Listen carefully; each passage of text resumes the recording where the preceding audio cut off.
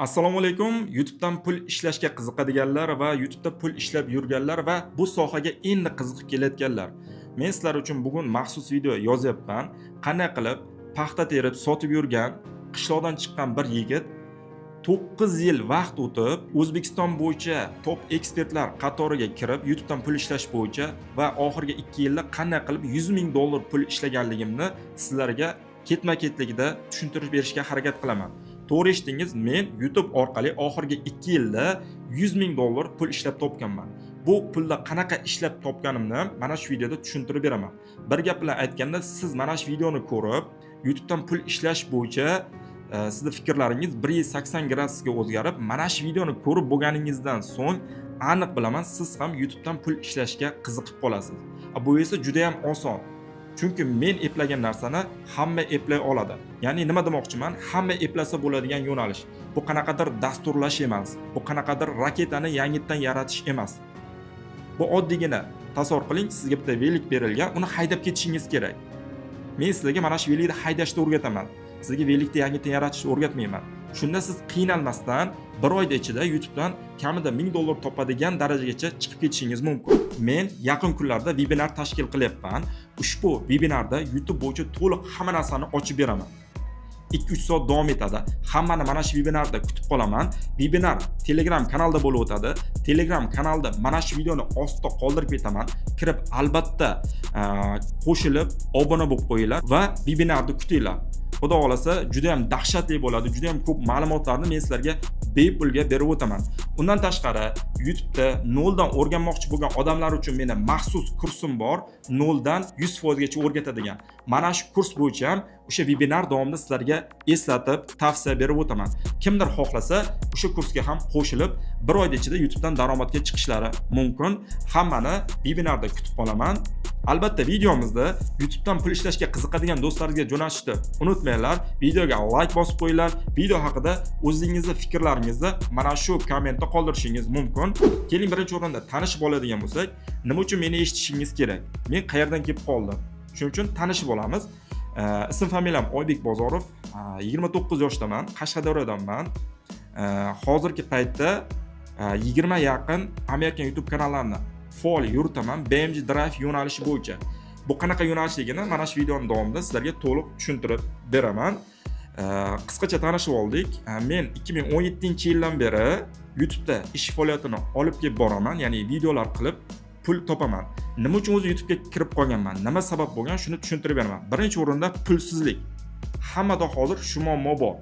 Ya'ni siz davlat ishida ishlaysizmi, boshqa xususiy korxonada ishlaysizmi, ko'chada ishlaysizmi, topgan pulingiz ro'zg'orga yetmaydi.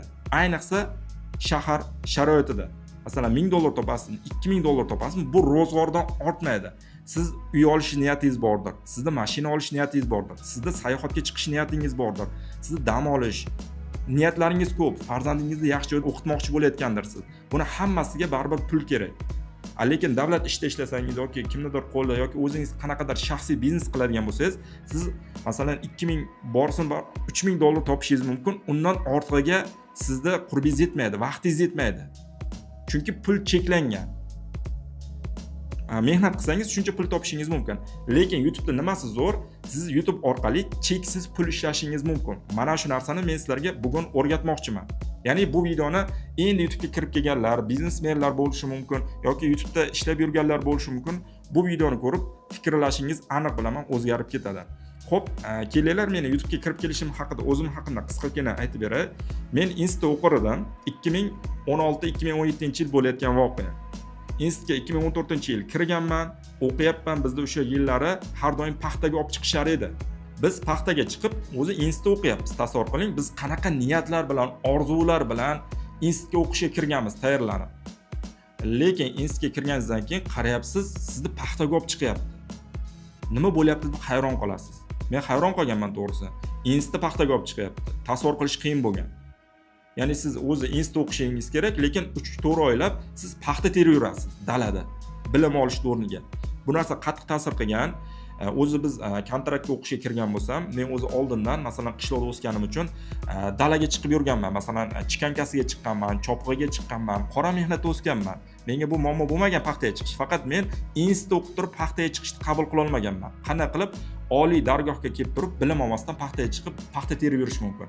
Ertaga biz qanday qilib o'zimizni ishimizni topib ketamiz degan xom xayollar bo'lgan. Tasavvur qiling, bu juda ham og'riqli masala. Hozir yangi siyosat paxta yo'qotilgan. Bu eng katta yutuqlardan biri. Lekin oldinlari shunaqa bo'lar edi.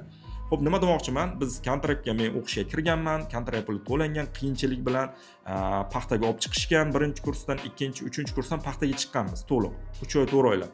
Borgan paytimiz paxtada norma qo'yardi. Masalan, bitta odamga 60 kilo paxta terishing shart. Agar termasangiz shapaloq yeysiz shtabda. Shunaqa bo'lgan. Odam tasavvurga sig'maydi. Hozirgilarga aytsangiz bo'lishi mumkin emas deydi.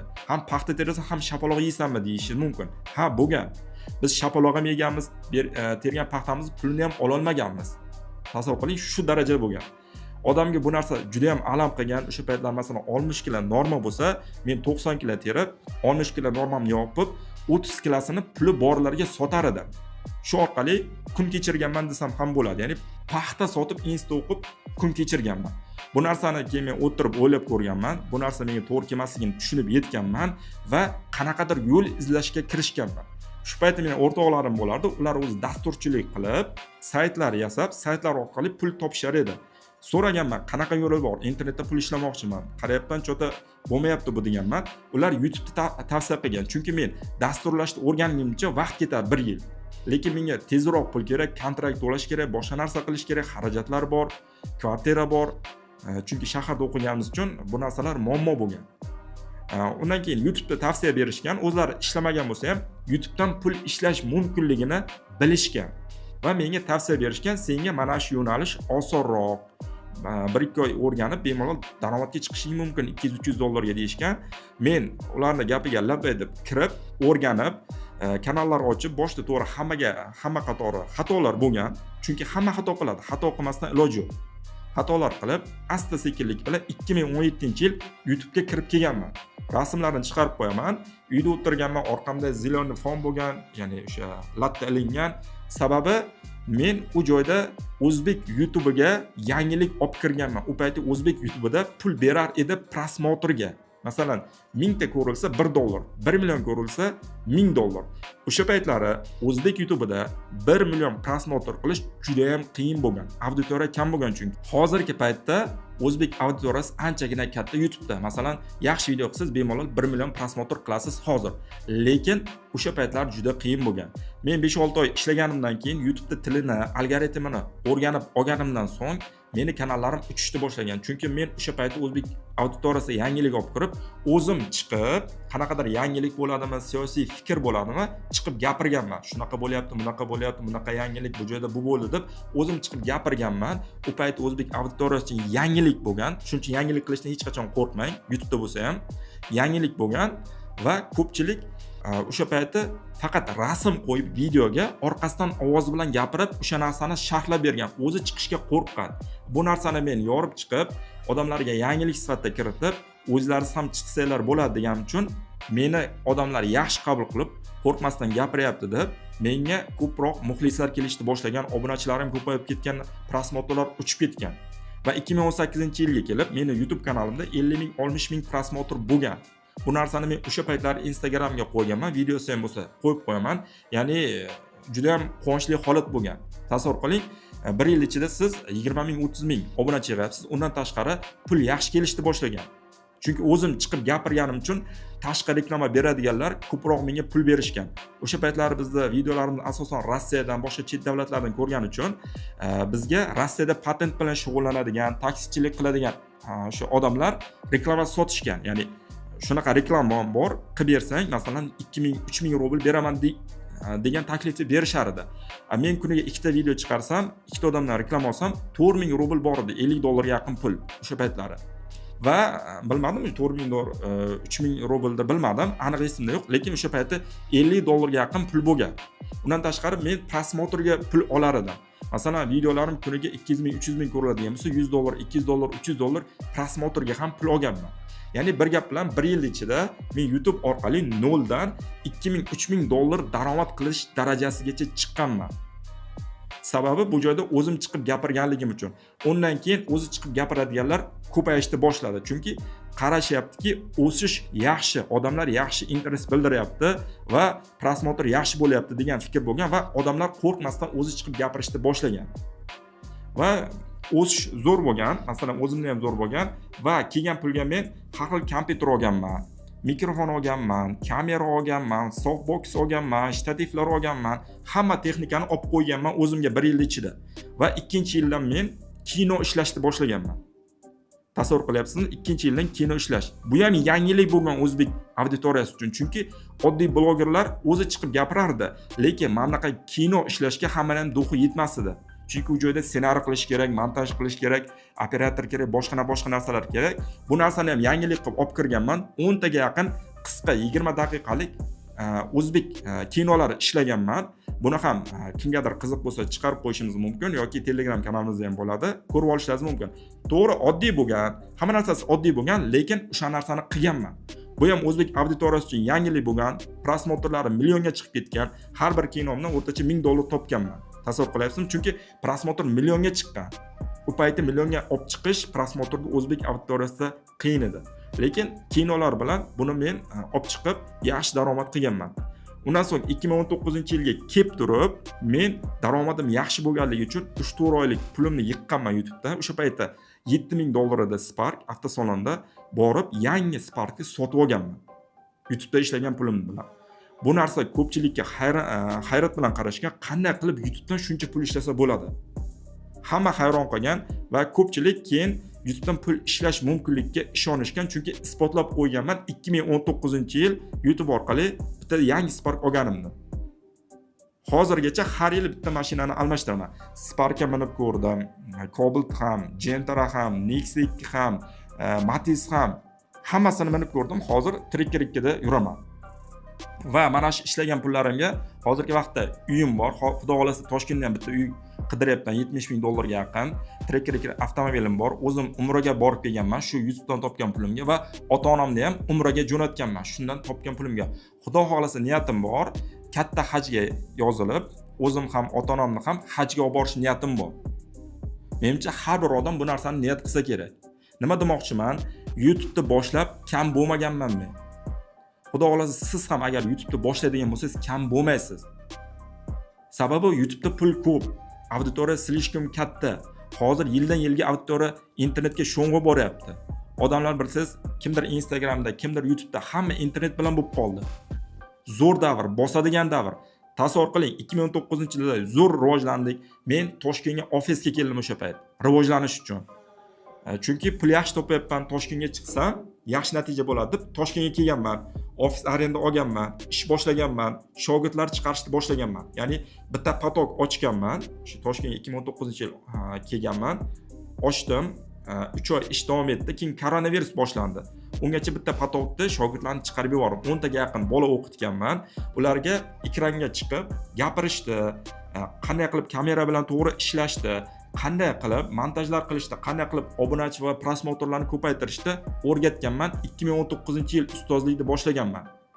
O'sha paytlari men o'zi niyatim ustozlik qilib odamlarga o'rgatish bo'lgan. Va menga afsuski, o'sha payt koronavirus boshlanib qoldi. Hamma joy taqataq to'xtaldi. Men 3 oydan keyin o'zim Qashqadaryoga qaytishga majbur bo'ldim. Va undan keyin ishlar 1 yildan keyin orqaga ketish boshladi. 2019-yil zo'r ketdi, koronavirus bo'lgani uchun hamma uyda qolib ketdi, hamma YouTube'ga o'tdi, yangiliklarni kuzatdi. U paytda yana bitta zo'r o'sish bo'ldi menda. O'sha kanallarimda 500 ming, 600 ming obunachi bor edi, o'zbek kanalimda o'sha paytda 2020-yilga yaqin. Va mana shu koronavirusdan keyin nimadir bo'ldi-yu, Rossiya bilan Ukraina urush boshlandi. Va urush boshlangandan keyin Google kompaniyasi, YouTube ham Google'ga qaraydi, Rossiyada sanksiyalar e'lon qilishni boshladi va o'shandan keyin prosmotrga pul berish to'xtatildi. Masalan, biz oldin 1 million prosmotrga $1000 olib turgan bo'lsak, reski monetizatsiya o'chganidan keyin bu pullar 50, 60, $100 ga tushib qoldi. Biz yaxshi pul ishlab topishga o'rganganimiz uchun bizga bu pul kamlik qilib boshladi. Chunki xarajatlar oshib ketgan edi. Masalan, siz $5000 pul topsangiz, sizda xarajatingiz $3000 bo'ladi. Bu $500 qolib ketmaydi hech qachon. Buni shu yaxshi pul ishlaganlar yaxshi tushunishadi. Chunki xarajatlar oshib boradi. Menda ham xuddi shunaqa bo'lgan. Masalan, $3000-$4000 ishlab yurgan bo'lsam, xarajatim $2000 ga chiqib qolgan. Va monetizatsiya birdan o'chyapti, reklama beradiganlar yo'q, hammasi yopilgan. Undan so'ng odam depressiya deydimi, shunaqa holatga ozroqgina tushib qolganman. Chunki hamma narsani sotishga majbur bo'lganman. Kameramni ham, mikrofonni ham, kompyuterni ham, hamma narsani sotib o'rganman. Softboxlargacha sotib yuborganman. Chunki o'shanda uylanganman 2020-yil. To'yim bo'lgan, farzandli bo'lishga yaqin bo'lgan, xarajatlar ko'p, nimadir qilib kun kechirish kerak, reklama yo'q, monetizatsiya o'chgan, YouTube kanal qilgan bilan foydasi yo'q, o'zbekcha kanal. Undan keyin nima qilganman? Hamma narsani sotib, 2-3 oy umuman qo'lim ishga bormagan. Undan keyin men Amerika YouTube'ini topganman. Amerika YouTube'ga kirib kelishim ham qiziqarli bo'lgan, chunki texnikam bo'lmagan. Oddiygina bitta telefonda boshlaganman. O'sha o'zbek YouTube'ini boshlaganimda ham bitta telefon edi. Ya'ni qanaqa boshlaganman? Oddiy Samsung telefonim bo'lgan, shtativ bo'lmagan. O'zbek YouTube haqida aytyapman. Boshida bakalashkani o'rtasidan teshib, telefonimni ichiga tiqib, bakalashkani veshilkaga ilib, o'zimni syomka qilganman mana shunaqa. Chunki shtativ bo'lmagan, nimadirda telefonga qotirish kerak. Sharoit bo'lmasa ham shu narsadan imkoni boricha foydalanganman. Nolib o'tirmaganman. Unim yo'q, bunim yo'q deb ishni bosganman, yo'lini bilganman asosan. Shu narsadan pul ishlashni tushundimmi, unga fokusni qaratganman. Qanday qilib bo'lsa ham mana shu narsada o'zimni qanday qilib bo'lsa ham mana shu narsada muvaffaqiyatga erishaman deb gazini bosganman. Noliydigan odam hech qachon muvaffaqiyatga erisha olmaydi, chunki unga hamma narsani tayyor qilib bersangiz ham nimadandir nolib o'tiradi. Shuni hech qachon unutmang. Nimagadir ishonyapsizmi, gazini bosib boridan foydalanish kerak. Hozir men shunaqa bor narsadan boricha foydalanishga harakat qilaman. Nolib o'tirish yo'q. Amerika YouTube'da ham xuddi shunaqa bo'lgan. Kompyuterim yo'q, hech nimam yo'q. Nima qilaman? Oddiy telefon olganman. Shu oddiy telefonim bo'lgan. Telefonda nima yo'nalish qilsa bo'ladi. Ko'p yo'nalishni qilib ko'rganman va menga eng to'g'ri kelgani va eng yoqqani bu Stickman Dismounting degan o'yin bo'lgan. Menga eng yoqqani, eng to'g'ri kelgani bu Stickman Dismounting degan o'yin bor edi. Hozir ham bor, hozir ham zo'r trendda. O'sha o'yinni telefonimga o'rnatib, videolar qilib, montaj qilib, YouTube kanaliga qo'yib borganman. Tajribam borligi uchun o'sha bir oyda men natijaga kirganman Amerika YouTube'da. Va yaxshi pul ishlashni boshlaganman. Birinchi oy $1000, $2000, $3000, $4000, $5000 gacha Stickman Dismounting o'yinidan pul ishlaganman, realni. Bu keyin menga yana bitta zo'r narsani berdi. Ya'ni o'zbek auditoriyasi bu 30 million bo'lsa, bu Amerika auditoriyasi deymiz, Amerika YouTube deymiz, o'zi butun dunyo YouTube desak bo'ladi. Amerika YouTube deyishimiz mumkin yoki butun dunyo YouTube deyishimiz mumkin. Bunda auditoriya juda ham katta. 100 millionlab auditoriyangiz bor. O'shani tushunib yetganman. Demak, o'zbek auditoriyasidan Amerika auditoriyasi ko'proqmi? Demak, pul ishlash ham ko'proq bo'ladi. Chegarasi yo'q. Xohlasangiz yaxshi yo'nalishga ketsangiz, siz oyiga 50 ming, 100 ming dollargacha bemalol ishlasangiz bo'ladi. Mana shu Amerika YouTube bilan. Bunaqa ishlab yurgan bolalar ko'p O'zbekistonda, faqat o'zlarini olib chiqishmaydi. Nimadandir qo'rqishadi, lekin bemalol eplasangiz bo'ladigan narsa. Xo'p, keyin Stickman Dismounting o'yinini men o'rganib videolar qildim. 4-5 oy Stickman Dismounting o'yinida o'ynab, ozroqgina pul yig'ib, kompyuter olganman. Chunki undan keyin men kompyuter yo'nalishiga o'tishga qaror qilganman va bunda BMG Drive degan o'yin bor, yo'nalish bor, shu yo'nalishga o'tganman. Hozir meni ko'pchilik O'zbekistonda BMG Drive mutaxassis deb bilishadi, chunki shu bo'yicha ko'proq gapiraman, chunki shu bo'yicha men baraka topganman. Va kimdir qiziqayotgan bo'lsa, men o'zimda BMG Drive kanallarimda obzor qilib berganman necha pul topganligimda. Bitta kanaldan $40,000 dan ko'proq pul topganman BMG Drive yo'nalishida. Mana shuni videosini mana shu YouTube kanalimda qo'yib qo'yganman. Kimdir qiziqadigan bo'lsa, yangi odamlar bo'lsa, meni yangi ko'rayotgan odam bo'lsa, mana shu YouTube kanalimga kirib bir videolarni ko'rib olinglar. Boshdan kelsangiz tushunarli bo'ladi, chunki boshdagi videolarda o'zimni shu YouTube American BMG Drive kanalimda obzor qilib berganman. Qanaqa video qilaman, necha pul ishlab topgan, qanaqa ketyapti, qanaqa yo'nalish hammasini tushuntirib berganman va BMG bo'yicha bepul video darslar chiqarganman. Shuning uchun kimdir agar Amerika YouTube'ini boshlayman desa, BMG Drive'ni tavsiya beraman. Sababi menga bu juda ham yoqadi. Chunki nima deydi? Bizda qadriyatlarimizga to'g'ri keladi. Ya'ni qadriyat degani nima? Odamgarchilikka, birovlarga ziyoni tegmaydi. Shunaqa yo'nalish. Qanaqadir yo'nalishlar bor, puli zo'r, lekin bizda qadriyatlarimizga to'g'ri kelmaydigan yo'nalishlar ham YouTube'da juda ham ko'p. U narsalarni men tavsiya qilmayman. Masalan, Skibidi Battle degan yo'nalish bor. U odamgarchilikka ham to'g'ri kelmaydi. Bir ko'rsangiz, bir ko'nglingiz zamaydi sababi hojatxonani ichidan kalla chiqib kelib, har xil qiliqlar qiladi. Shunga o'xshagan narsalar qiladi. Bu narsa qadriyat jihatdan bizga umuman to'g'ri kelmaydi. Shuning uchun ham buni tavsiya qilmayman. Tavsiya qiladigan yo'nalishlarim, masalan, ayollar uchun ASMR yo'nalishlar bor. Ya'ni qo'g'irchoqlarni o'ynatib videolar qiladi bolalar uchun yoki qanaqadir shirinliklardir, MMS qutilarnidir o'ynatib har xil videolar qilishadi. Bu bolalar uchun qanaqadir darslik sifatida ham qilsangiz bo'ladi. Ya'ni bu ta'lim yo'nalishida ham qanaqadir foydali video bo'ladi. Masalan, rangini chiqarib berishingiz mumkin yoki nomini chiqarib berishingiz mumkin. Bu orqali bolalar nimadirda o'rganadi. BMJda ham xuddi shunaqa qilsangiz bo'ladi. Masalan, mashinalar bo'ladigan bo'lsa, ranglarni qo'yib, ranglariga yozuvlar qo'yib, masalan, ingliz tilida gapirtirib, sun'iy intellekt orqali unga qo'yib chiqsangiz bo'ladi.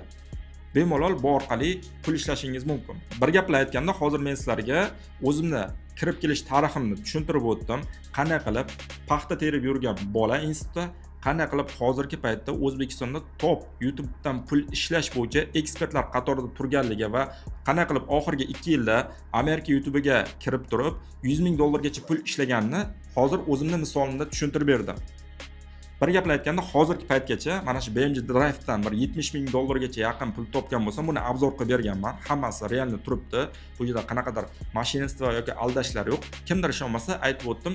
YouTube kanalimga kirib, birinchi videolarni ko'rsangiz, o'zimning kanalimda obzor qilib berganman. Necha pul topgan, qancha pul ishlagan, hammasi turibdi. Qolgan mayda-chuyda yo'nalishlar bor. Masalan, Stickman Dismounting. Bu o'yindan ham $10,000 dan ko'proq pul topganman. Qolgan mayda-mayda chuyda yo'nalishlar bor. Hamma yo'nalishni qilib ko'rganman men. Hamma pul topsa bu yo'nalishni qilib ko'rganman. Eng zo'ri va eng ma'qul kelgani menga bu BMJ Drive bo'lgan. Shuning uchun ham kimdir tavsiya so'rasa, nimani o'rganay, qanday qilib Amerika YouTube'iga kirib kelay desa, kompyuteri bor odam uchun bu BMJ Drive tavsiya qilaman. Agar kompyuteri bo'lmasdan oddiy telefon orqali ishlamoqchiman desa, ayol qizlar uchun bu ASMR yo'nalishlari aytib o'tdim. Qo'g'irchoq o'ynatishingiz mumkin, qanaqadir shikolatlarni ochib ko'rsatishingiz mumkin, qanaqadir o'sha shirinliklarni qutisini, MMSlarni obzor ASMR qilib ko'rsatishingiz mumkin. Bu ayollarga juda ham mos. Uyda o'tirib, oddiygina qo'g'irchoqni o'ynatib, YouTube'dan pul topishlari mumkin. Juda ham oson, vaqt kam ketadi va katta xarajat talab qilmaydi. Undan tashqari, yigitlar bo'ladigan bo'lsa, telefoni bo'lsa, kompyuter bo'lmasa, Stickman Dismounting degan o'yin bor. Bu narsani telefonga o'rnatib, bemalol video qilishlari mumkin. Ya'ni YouTube'dan bemalol pul ishlashingiz mumkin, katta xarajat qilmasdan, ko'p vaqt ketmasdan. Chunki YouTube diplom talab qilmaydi. Til bilish shart emas. Ko'pchilik ingliz tilini bilishim kerak deb o'ylar ekan, yo'q. YouTube'dan pul topish uchun ingliz tilini bilish kerak emas. Rus tilini ham bilishingiz shart emas.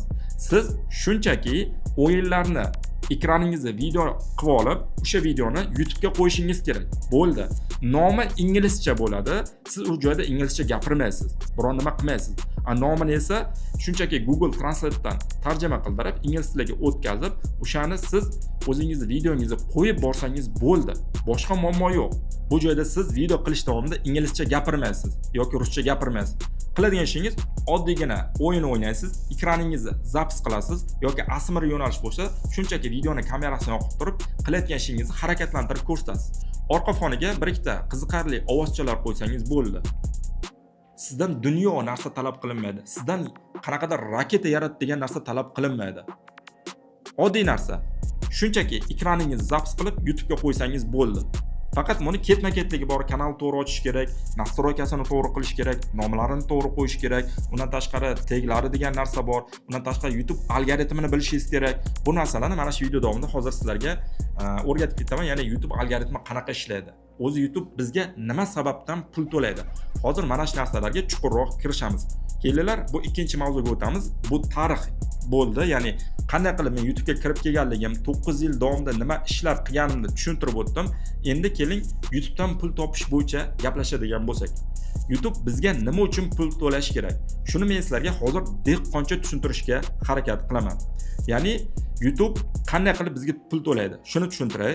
Masalan, siz YouTube kanal ochsangiz, Sizni videongizda YouTube reklama chiqargani uchun sizga YouTube pul beradi. Ya'ni o'rtada YouTube qanaqadir dallol sifatida rol o'ynaydi. Masalan, Coca-Cola kompaniyasi bor deylik. Coca-Cola kompaniyasidan YouTube $2 ga reklama oladi. Masalan, seni reklamangni bitta YouTube kanalda, bitta videoda 1000 ta ko'rsatib beraman. Shuning uchun sendan $2 olaman deydi Coca-Cola kompaniyasiga YouTube. YouTube esa o'sha reklamani olib turib, u o'rtada dallol bo'lgani uchun sizni kanalingizda o'sha reklamani chiqarib berib, sizga o'shani $1 beradi. Ya'ni sizga aytadi, men seni o'sha videongda 1000 ta reklama chiqarib beraman, lekin senga $1 to'layman deydi. Bu bizga ham foyda, prosmotrga pul ishlaymiz. Tushundingizmi qanaqa pul ishlashdi? Sizni videongizga YouTube reklama chiqarib bergani uchun sizga pul to'laydi. O'rtada o'zini foizini YouTube olib qoladi. Masalan, siz video qilyapsiz, 1000 ta ko'rildi, $1 topsangiz, YouTube undan $1 o'zi ham topgan bo'ladi. Shuning uchun ham zo'r pul to'lab beradi YouTube. Biz O'zbekistonda bo'lganligimiz uchun bizda video ko'rayotgan paytimiz YouTube'da reklama chiqmaydi. Oldin monetizatsiya bor payti reklama chiqar edi. Hozir chiqmaydi. Chet davlatiga chiqqan odam bo'lsa, biladi, YouTube'da video ko'rsangiz boshida ikkita reklama chiqadi, o'rtasida yana ikkita reklama, oxirida yana ikkita reklama chiqishi mumkin. Ya'ni reklama YouTube'da juda ham ko'p. Faqat biz O'zbekistonda bo'lganimiz uchun bizga reklamalarni chiqarib bermaydi YouTube. Shuning uchun ham O'zbekistonda pul topib bo'lmaydi deb ko'pchilik xato o'ylaydi. Yo'q, siz bemalol O'zbekistonda turib YouTube'dan pul ishlasangiz bo'ladi.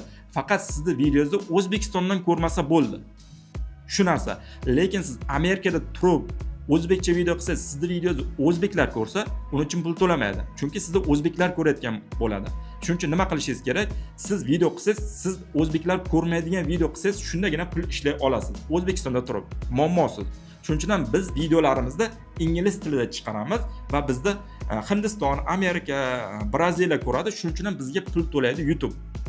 O'rtacha hozir masalan men aytgan yo'nalishlarda 1 million ko'rilsa videoz $1000 pul beradi. Ya'ni 1000 ta prosmotrga YouTube $1 pul beradi hozir bizning yo'nalishlarimizda. Masalan, o'yin yo'nalishi bo'lishi mumkin. Bench Drive o'yin, Stickman Dismounting o'yin. Undan tashqari ASMR yo'nalishlar bor, ko'ngilochar yo'nalish hisoblanadi. Bularga ham har 1000 ta prosmotrga $1 YouTube pul to'laydi. YouTube qanaqa pul to'lashini tushuntirdim. Undan tashqari biz o'zimizda YouTube kanalimizda reklamalarni nazorat qilishimiz mumkin. Qadriyatlarimizga to'g'ri kelmaydigan reklamalarni bemalol YouTube kanalimiz orqali nastroyka qilib to'g'rilab qo'yishimiz mumkin. Bu joydan hech ham xavotir olmasangiz bo'ladi. Xo'p, biz YouTube'dan pul ishlashni tushunib oldik. Endi YouTube kanalimizda mana shu pulli xizmatga qanaqa ulashimiz mumkin? Shuni qisqagina tushuntirib beraman. YouTube bizning kanalimizda monetizatsiyaga ulash uchun YouTube'da bir ikkita shartlari bor. Bu monetizatsiya degan narsa, bu YouTube'da pulli xizmatiga ulanish. Mana shu xizmatga ulanmasangiz, siz videongiz orqali pul ishlay olmaysiz. Chunki YouTube'da o'zining shartlari bor. Hammaga ham YouTube pul to'lamaydi prosmotrga. Prosmotrga pul to'lash uchun siz birinchi o'rinda YouTube kanalingizda 1000 ta obunachi yig'ishingiz kerak. Shart shunaqa va qo'ygan videolaringiz umumiy hisobda 4000 soatdan oshgan bo'lishi kerak. Mana shu ikkita talabga javob bersa va sizning videolaringiz birovning videosi emas, o'zingizning videongiz bo'lsa, qonun qoidasini buzmagan bo'lsangiz, bemalol kanalingizda monetizatsiya, ya'ni pulli xizmatiga ulaysiz. Undan so'ng sizni prosmotringizga qarab YouTube pul to'laydi. Bir oyda 10 million prosmotr qilsangiz $10,000, 100 million prosmotr qilsangiz $100,000, 1 million prosmotr qilsangiz $1000, bitta prosmotr qilsangiz 1 sent pul ishlaysiz. Pulda qanaqa ishlash keyin sizni o'zingizga bog'liq. Videolaringizni qanchalik zo'r qilsangiz, zo'r yo'nalishda kelsangiz, shuncha ko'p pul ishlaysiz. Ya'ni chegarasi yo'q. Chegarasiz pul ishlashingiz mumkin. YouTube'da mana shu tarafi menga yoqadi. Ya'ni chegara yo'qligi. Xohlagan yo'nalishga kirasiz, mehr berasiz, video qilasiz, xohlang $10,000 toping, xohlang $50,000 toping, sizga birov g'ing demaydi. Shunday borib, o'zbek banklaridan pulni yechib olaverasiz. Bankdan ham hech qanaqangi muammosi bo'lmaydi. Shartini tushundingiz-a? Siz 1000 ta obunachi yig'ishingiz kerak, umumiy videolar ko'rilgan soati 4000 soatdan oshgan bo'lishi kerak va siz YouTube qonun qoidalarini buzmagan bo'lishingiz kerak va siz birovning videosidan foydalanmagan bo'lishingiz kerak. Mana shu 4 ta shartni bajarsangiz, sizda kanalingiz bemalol monetizatsiyaga ulanadi. Agar siz birovning videosini olib turib shunchaki YouTube'ga qo'yayotgan bo'lsangiz, u videolar million prosmotr bo'lsa ham, bunga siz pul ishlay olmaysiz, chunki u birovning videosi bo'ladi. YouTube birovning videosi uchun juda ham kuchli kurashadi va sizga ertaga o'sha videoning egasi qanaqadir strike tashlab, sizning kanalingizni yoptirishi ham mumkin. Shuning uchun ehtiyot bo'lish kerak. Shuning uchun ham o'zingiz qiladigan, noldan qiladigan yo'nalishda ishlang. Birovlarning videosini olib vaqtingizni quruqdan quruqqa ketkazmang. Bu meni do'stona maslahatim. Shuncha yillik tajribamdan kelib chiqib aytaman, o'rganishdan erinmang. Qachon siz o'zingiz noldan video qiladigan darajada bo'lsangiz, o'shandagina siz yaxshi daromad qilasiz. Tasavvur qiling, birovning videosini o'g'irlab qanaqadir kanalga qo'ydingiz deylik, undan pul ishladingiz deylik. YouTube'da shunaqangi o'zini sistemalar bor. Buni aniqlab sizdan pulni ham olib qo'yishi mumkin. Ishlagan pulingizni ham. Shunaqa joylari bor. Ya'ni AdSense ga o'tgan pulni ham olib qo'yishi mumkin. Shuning uchun birovning videosidan ishlatmang. O'zingiz noldan video qilishni o'rganib oling. O'shandagina katta natijaga chiqasiz. Hozir sizlar bilan ikkita narsani gaplashdik. YouTube qanaqa pul to'lashi, YouTube'da pul ishlash uchun nima talablarga kanalimiz javob berishini tushunib oldik. Keling endi biz qanaqa yo'nalishda ishlashni ham bir sizlarga tushuntirib beray. Yo'nalish tanlash bu sizda umringizni, asabingizni, pulingizni asraydi. Agar to'g'ri yo'nalish tanlamaydigan bo'lsangiz, siz 10 yil ishlasangiz ham sizda videolaringiz prosmotr bo'lmaydi. Yo'nalish tanlashdan oldin YouTube algoritmi qanaqa ishlashini ham bitta tushuntirib o'tay. Masalan, sizga prosmotr o'zi qayerdan keladi? Obunachi kanalingizga qayerdan keladi? Qanday videolar ko'proq ko'riladi? Ba'zilarda nima uchun video ko'rilmaydi? Shu savollarga men sizlarga javob berib o'taman. YouTube'da o'zida sirli formulasi bor. Buni men oldingi vebinarlarimda ham, videolarimda ham ko'p aytganman. Sirli formula nimadan iborat? Buni o'zingiz uchun yozib qo'ying. Mana shu sirli formulaga siz amal qiladigan bo'lsangiz, любой yo'nalishda sizning videongiz million prosmotrga chiqadi. Birinchi o'rinda siz qanaqadir yo'nalishda ishlayapsizmi? Masalan, tasavvur qiling, BMG Drive yo'nalishida ishlayapsiz. Birinchi o'rinda siz videolaringizni nomini boshqa kanallar ishlatayotgan nomdan qo'yishingiz kerak. O'zingiz xayolingizdagi nomda ishlatmang. Birovlarni ishlatyapti, shu yo'nalish zo'r ketyaptimi? Masalan, 10 ta BMG Drive kanal bor, ular 10 ham bitta nom bilan video chiqaryapti. Siz o'sha nomni olasiz va videongizga qo'yasiz. Bu uchun YouTube hech qanaqangi bir mualliflik huquqi talab qilmaydi nom uchun. Bemalol birovlarning nomini ishlatsangiz bo'ladi. Nima uchun nomni birovlardan olib ishlatish kerak? Chunki 10 ta kanal bir xil nomda video chiqaryapti. 10 ta kanalda videosi zo'r ketyaptimi? Siz o'sha nom bilan video chiqarsangiz, YouTube u videolarning ketidan sizning videozni rekomendatsiyaga chiqaradi. Agar siz 1000 zo'r video qiling, 1000 o videoga mehr bering, 10 kunlab bitta videoni tayyorlang, agar nomi o'zingiz xayolingiz bilan nimadirlar yozib tashlagan bo'lsangiz, unaqa video ko'rilmaydi. YouTube sizning videongizni qaysi auditoriyaga tavsiya qilishni bilish kerak nomi bilan. Agar nomini noto'g'ri yozsangiz, sizning videongiz ko'rilmasdan qolib ketadi. Shuning uchun birinchi o'rinda sirli formula bu nomga e'tibor berasiz. 10 ta kanalni ko'rasiz, qanaqa videoni nomi bo'lsa, o'shani shunchaki ko'chirasiz, kanalingizga qo'yasiz.